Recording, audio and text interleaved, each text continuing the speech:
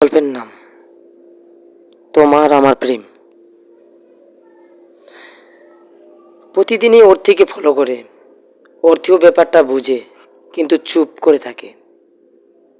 কেউ একজন বলেছিল নীরবতা সম্মতির লক্ষণ। এই যুক্তির উপর ভরসা করে একদিন ওর থেকে ডাক দিলাম, এই যে শুনুন, দেখুন, আমি জানি আপনি কি বলতে চাচ্ছেন।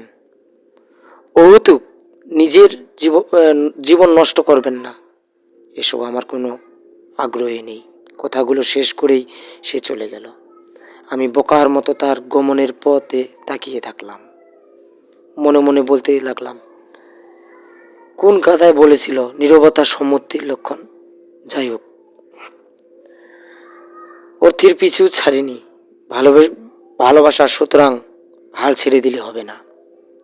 বেশি কিছুদিন যাওয়ার পর একদিন অর্থী আমাকে ডাকলো। খুশি মনে গেলাম। জি বলুন। আপনাকে না বলছি সময় নষ্ট করবেন না, আমি এসব আগ্রহী নই। তোমাকে আমার খুব ভালো লাগে। দেখুন, আমি গ্রামের খুব সাদাসিধে মেয়ে, তবে আমি বোকা নই। দয়া করে আমাকে আর বিরক্ত করবেন না। মন খারাপ নিয়ে বাসায় এলাম, তবু চেষ্টা ছাড়লাম না। অর্থের এক বান্ধবী আমাকে চেনে, এবার তাকে দিয়ে ট্রাই করলাম। অনেক ফিরাফিরির পর অর্থী আমার সাথে কথা বলার জন্য আমাকে পার্কে ডাকলো। আমিও তা খুশিতে আত্মহারা। সঠিক সময় নির্দিষ্ট স্থানে যে হাজির হলাম, অর্থীও হাজির। যেই হাই দিলাম, অর্থী তার পাশে খালি স্থানটাতে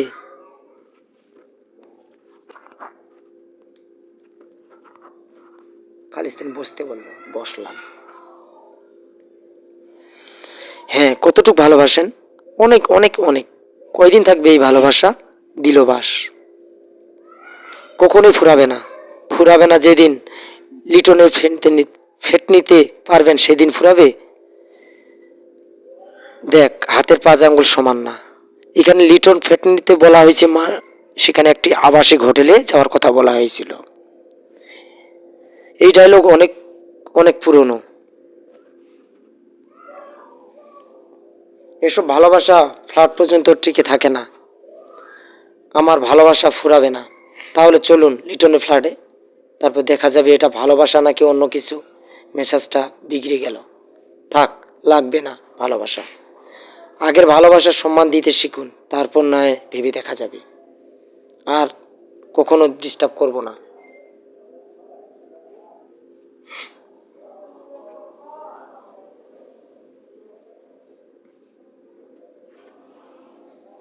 চলে এলাম। এর কথাগুলো মনে অনেকটা কাটার মতো ফুটছিল, তাই রাগ সামলাতে পারলাম না। বেশি বেশি কিছু দিন পার হয়ে গেল, আমি ওর সামনে যাইনি। সপ্তাহখানেক পর অর্থির সেই বান্ধবীটা বলল অর্থি দেখা করতে চায়। মনের মধ্যে রাগ আছে, তবে ভালোবাসাটাও তো আছে, তাই দেখা করতে গেলাম। পাশে বসতে বলল। কিছুটা দূরত্ব বজায় রেখে বসলাম। এই ভালোবাসা? তুমি তো ভালোবাসার অপমান করছিলে, কেন ডেকেছ? ছোট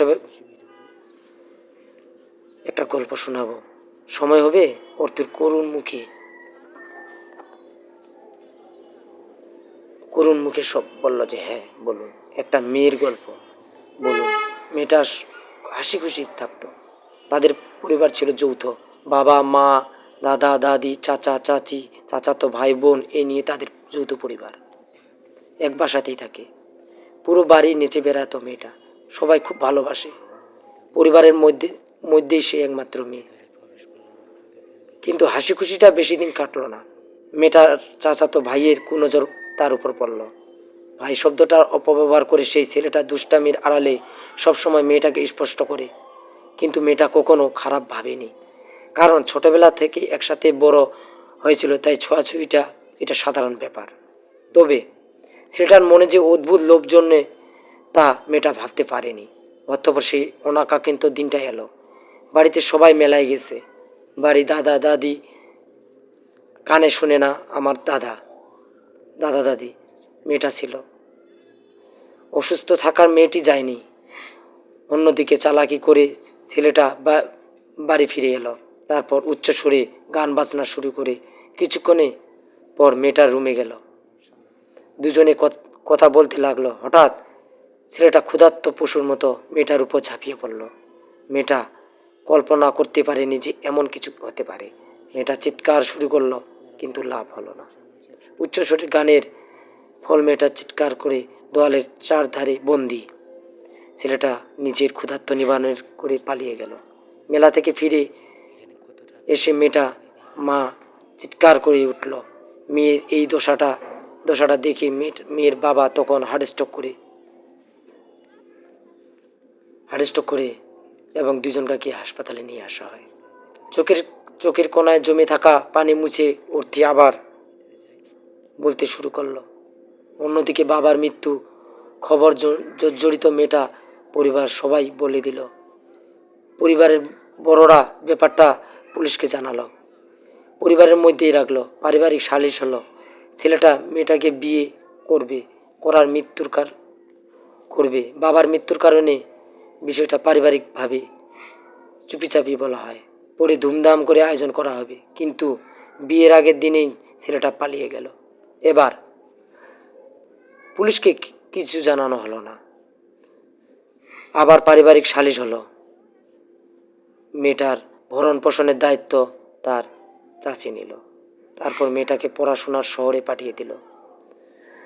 ভরণ পোষণ তো দূরে থাক, মেয়েটাকে আর দেখার মতো সেখানে কেউ নেই। একবার ফোনটা করেনি। কিছুদিন পর খবর এলো মেয়েটার মা মারা গেছে। মেয়েটা বাড়ি গেল। সেই ছেলেটা ছিল, কিন্তু কেউ কিছু বলে না, যেন সব কিছু অস্বাভাবিক। মায়ের মৃত্যুতে কষ্টে মেয়েটা কাতরাচ্ছে। ঠিক তখনই এক রাত ছেলেটা আবার মেয়েটার রুমে ঢুকলো। মেয়েটা কোনো রকম পালিয়ে শহরে চলে এলো। শহরে এরকম শারীরিক অত্যাচারিত মুখে পড়েছে, কিন্তু মেয়েটা হার মানেনি। অবশেষে এক বান্ধবীর সহায়তায় মেয়েটা নারী আন্দোলন এক সংস্থার সাথে যুক্ত হয়। এরপর দিনগুলো ধীরে ধীরে বদলাতে থাকে। পদে পদে যুদ্ধ আর বাঁচতে লাগে মেয়েটার অনেক।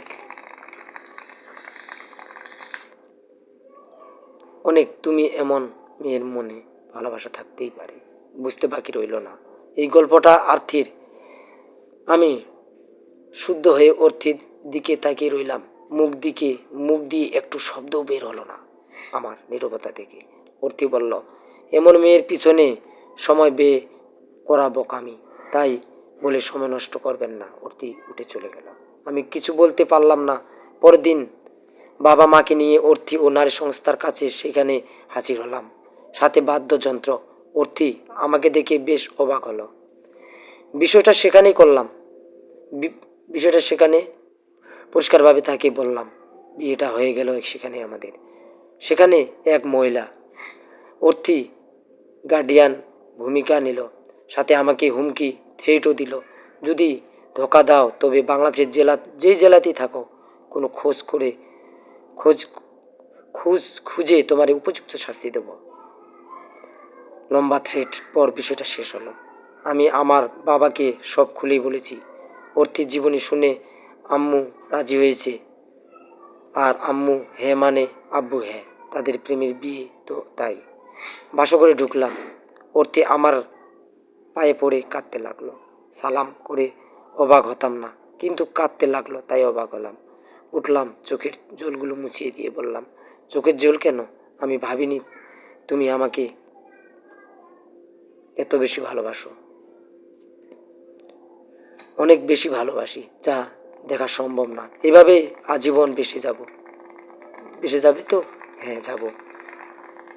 আর অর্থী আমাকে জড়িয়ে ধরল। পাঞ্জাবি কাঁধের দিকটি, চোখে পানি ফিরে যাচ্ছে, নীরবে যাচ্ছে অর্থী। হয়তো এটা সুখের কান্না, আর থামাতে পারলাম না। কষ্ট জর্জরিত জীবন, হঠাৎ সুখে একটু হাওয়া আমার দু চোখে দিয়ে সুখের বই প্রকাশ হিসেব অশ্রু ঝরছে।